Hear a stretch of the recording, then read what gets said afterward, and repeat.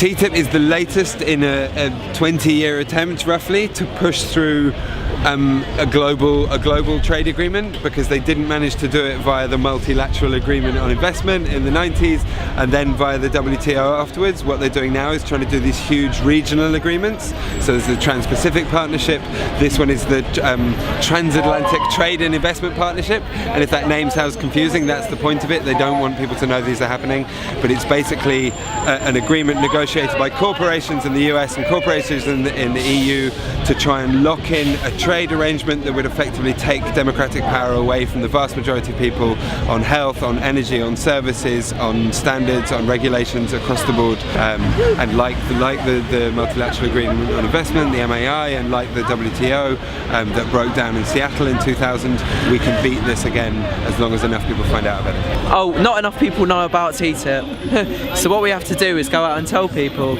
because the problem is that the plan that they have around TTIP is so absolutely outrageous that the only way of stopping people from being incredibly angry about it is just not to tell them, not to put it into the papers, not to tell people about it on the radio or in any of the media or anything like that. So we just have to go out and tell people about it, organise demonstrations, hit the politicians, put political pressure on them, but also close down the businesses which are gonna profit from this agreement. So.